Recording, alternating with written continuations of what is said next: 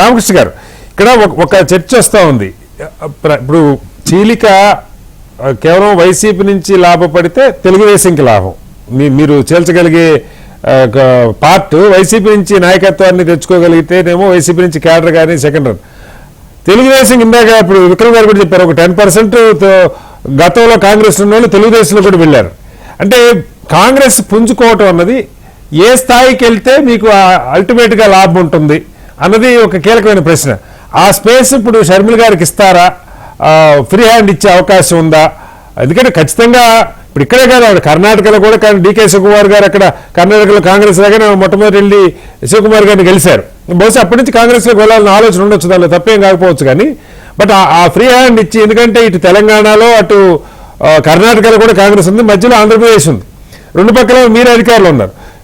ఆంధ్రప్రదేశ్లో పుంజుకోవటానికి ఎలాంటి వ్యూహంతో ముందుకెళ్తారు సార్? ఫ్రీ హ్యాండ్ అంటే కాంగ్రెస్ పార్టీ చాలా క్లియర్ గా ఉంది. Congress party ideology, Congress party కేంద్ర సిద్ధాంతాన్ని నచ్చి ఎవరు పనిచేస్తామన్నా కాంగ్రెస్ పార్టీలోంచి తిరిగి తీసుకోవడానికి, కాంగ్రెస్ పార్టీలో చేర్చుకోవడానికి చాలా క్లియర్ గా ఉన్నాం. అంటే ఇప్పుడు శర్మ గారు మళ్ళీ క్వశ్చన్ చేయొచ్చు, మీ దగ్గర లేరా చేర్చుకుంటారా అంటే, అసలు ఎత్తుకెళ్ళింది మొత్తం మా దగ్గర నుంచే కదా, మరి అక్కడ లేరనే కదా ఇక్కడి నుంచి మొత్తం ఎత్తుకెళ్ళింది. సో అది కానీ చర్చ అట్లా ఉండదు, ఇంక్లూడింగ్ హిమ్సెల్ఫ్. శర్మ గారు కూడా కాంగ్రెస్ నుంచి. సో అటువంటి పరిస్థితుల్లో ఆయా సిచ్యువేషన్స్ కి, ఆయా పరిస్థితులను బట్టి నాయకులు మారుతా ఉంటారు. అయితే బాధాకరమైన విషయం ఏమంటే, మనకు అవసరం ఉన్నంతసేపు వారి అద్భుతము, వారి బ్రహ్మాండం అని వారికి టికెట్ ఇచ్చి వారిని గెలిపించుకొని వాళ్ళ సామాజిక వర్గాల పేరుతో వాళ్ళకి ఒక బ్లాక్ షీట్ అని ముద్రేసి, ఈయన గెలవలేడు, ఈయన పనికిరాడు, ఈయన కరప్ట్ అని వారిపైన ఒక ముద్రేసి వారిని బయటికి తోయటంతో వారికి కూడా ఒక ఈగో ఫీలింగ్, ఇంత చాకరీ చేసి మనం ఇతన్ని నమ్మి ఇంత దూరం ప్రయాణం, ఆత్మాభిమానం అండి, కరెక్షన్, వారి ఆత్మాభిమానం దెబ్బతినే పరిస్థితుల్లో వారు కూడా ఆలోచించుకుంటారు కదా, నా పరిస్థితి ఏమి, నేను ఇంత చాకరీ చేసిన తర్వాత ఇట్లా చేస్తున్నారు, నన్ను ఎందుకు ఇంత బదనాం చేస్తున్నారు అనే ఒక బాధ ఖచ్చితంగా ఉంటది కదా. So they have to prove themself. ఇవాళ పరిస్థితి వాళ్ళపైన పెద్ద క్వశ్చన్ మార్క్ ఏర్పాటు చేశారు జగన్మోహన్ రెడ్డి గారు. So they have to prove themself. తర్వాత ఇంకొక విషయానికి వచ్చినప్పుడు, అక్కడికి ఎందుకు వెళ్ళడం జరిగింది, అది మరో కాంగ్రెస్ పార్టీగా చూడటం జరిగింది. అంటే తెలుగుదేశానికి వ్యతిరేకంగా మనం పోరాడుతూ వచ్చాము. ఇవాళ కాంగ్రెస్ పార్టీ దగ్గర అంత ఏది, బొత్స సత్యనారాయణ గారు కూడా వెళ్తా చెప్పిన మాట ఏమంటే, నేను టీడీపీతో పోరాడాలంటే నా దగ్గర ఇక్కడ కాంగ్రెస్ లో నాకు అంత శక్తి లేదు కాబట్టి నేను వైసీపీకి వెళ్తున్నాను అని చెప్పి వెళ్ళిన సందర్భం చాలా మంది నాయకులు మాట్లాడిన తరుణంలో,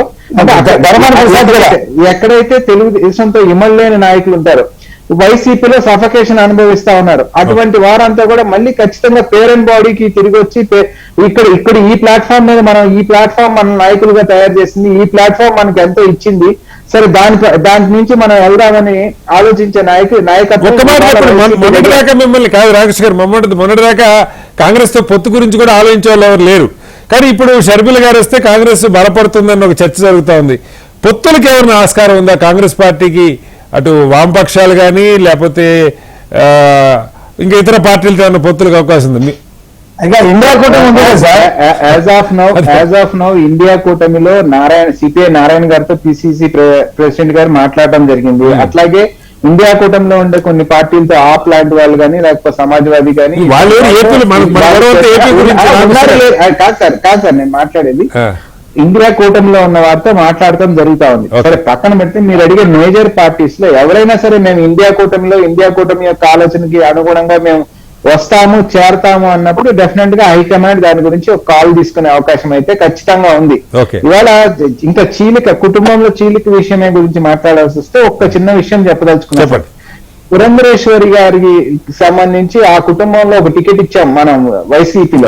పురంధరేశ్వరి గారేమో బీజేపీలో ఉన్నారు, కలిపితే మొత్తం నందమూరి కుటుంబం. అటువంటిది వైసీపీలోకి తెచ్చుకొని టికెట్ ఇచ్చిన తర్వాత మన అవసరార్థం వారి కుటుంబాన్ని మీరు చీల్చామని చెప్తారా, లేకపోతే మీ నాయకత్వం బలపరచుకోవడం కోసం మీరు టికెట్ ఇచ్చామని చెప్తారా? సో సానుభూతి అనేది పొందడం కోసం ప్రజల దగ్గర మాట్లాడే మాటలే తప్ప ఈ రకమైన ఇప్పుడు మేనకా గాంధీ గారికి భారతీయ జనతా పార్టీ టికెట్ ఇచ్చింది, కాంగ్రెస్ పార్టీ ఏ రోజు కూడా మా కుటుంబాన్ని చీల్చేశారని మాట్లాడారు.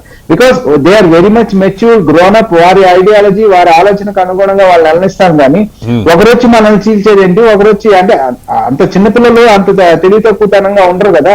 సో అటువంటి తరుణంలో మనం చేస్తేనేమో ఒక నీతి, ఇది ఎదుటి చేసేటప్పటికి బుడద తాగుతామనే ఆలోచన కొంత మానుకుంటే ప్రజలు కూడా హర్షిస్తారు అనుకుంటాను.